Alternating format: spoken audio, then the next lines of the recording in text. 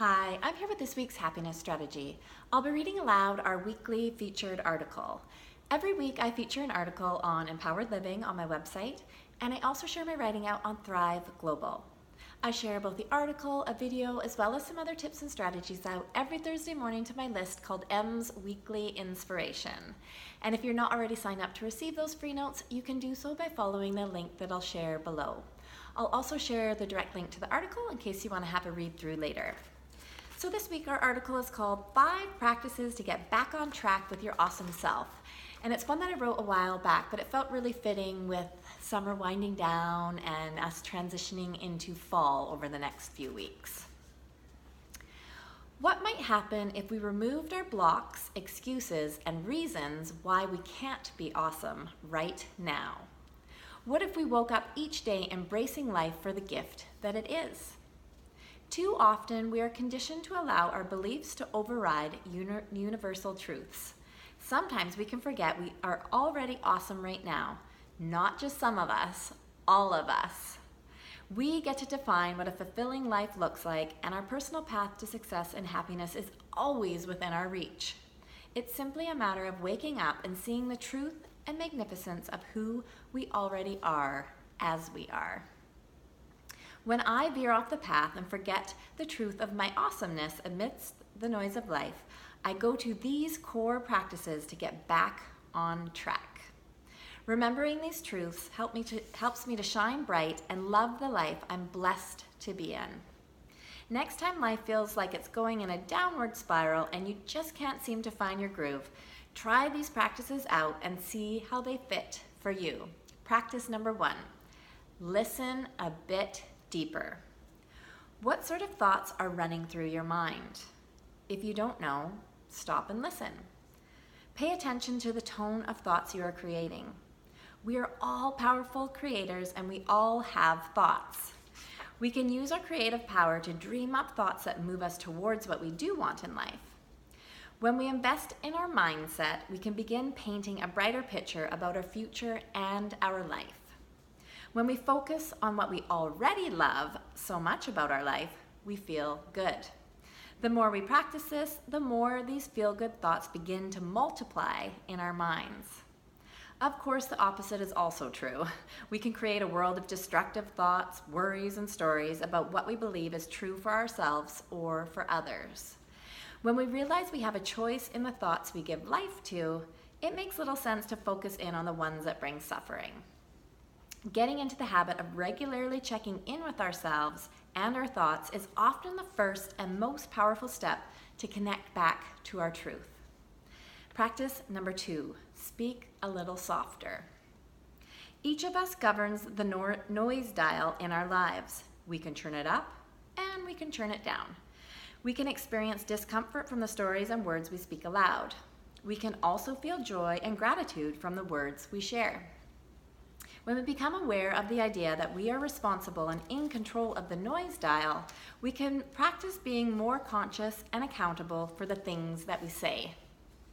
Our words can become softer, kinder, and more purposeful. Try it on and see for yourself. Commit to a day of speaking in a way that is kind and non-judgmental towards others. If you say something unkind to yourself or about someone else, stop where you are. Even if you are mid-sentence, say nothing more or replace what you are saying with something kind. This can be a tricky practice to put in place. Sometimes it becomes second nature to lead our conversations with a voice that stems from limiting beliefs or old habits. This is not cause for more worry though. If you slip up, don't use it as fuel to beat yourself up. Instead, just notice yourself and hit the restart button. Like most new habits, the more we practice, the easier it becomes. Practice number 3, laugh out loud. Laughter is nature's best medicine for feeling good in our lives. There is nothing like a genuine belly laugh to boost our spirits and help us shine a little brighter.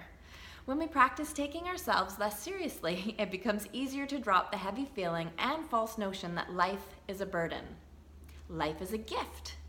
And when we approach life understanding this truth, we can access our endless pocket of awesomeness. I've noticed if I lose sight of the good in my life or become too serious, I can always find my way back to my truth through comic relief and laughter. At the end of the day, we are meant to be enjoying our lives, and laughter is the quickest route to get there. Laughing has a way of making us feel alive. So it makes perfect sense to share a laugh with others as much as possible. Practice number 4, love as big as you can. Each day we wake up alive in this world, we are given choices around love. We can connect to others around us and share love out, or we can distance ourselves and disconnect. We can give ourselves the gift of self-love, or we can turn our back on ourselves. When we disconnect or turn our backs, we dim the light that lives within us. When we choose to see love and be love, we reconnect to who we are and we shine a little brighter. Love is always a choice, and when we make that decision to choose love in our thoughts, words, and actions, life has a way of beginning to feel magical again. And practice number 5, trust in life. When we stop being afraid to show up and live fully, we are rewarded with the feeling of being alive. When we trust in ourselves and the world around us, life can flow through us. When we allow life to freely flow through us, we become more passionate about being in our awesome lives. When I get lost in fear or the abyss of constantly questioning myself, I have learned I can always turn it around by getting back to basics. The first place I start is to build a sense of trust within myself again. One of the best ways to build that trust with ourselves is to listen to our inner voice and honor that strong voice that guides us from our truth. Sometimes it will mean setting boundaries and saying no.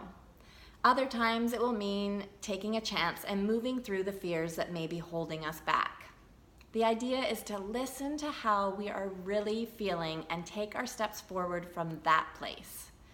When we honor ourselves, life opens up in new ways and we grow. When we guide our lives from this place of trust, we enjoy traveling on the path that's aligned with who we are in all of our awesomeness. So that is our article for this week, and again, I will include the link below this video in case you want to have a read through. Again, they're just simple practices, but they are practices that will help you, just little reminders to help you to get back in tune with yourself and just to observe yourself and increase that self-awareness and start noticing yourself and seeing yourself as the awesome person that you are, and to let that be the inner dialogue that's growing in your mind, as opposed to the stuck places or negative self-talk that we all can get stuck in. So again, I hope that these practices are timely and useful to you this week, and as always, I look forward to connecting again soon. Have a great week. Thank you.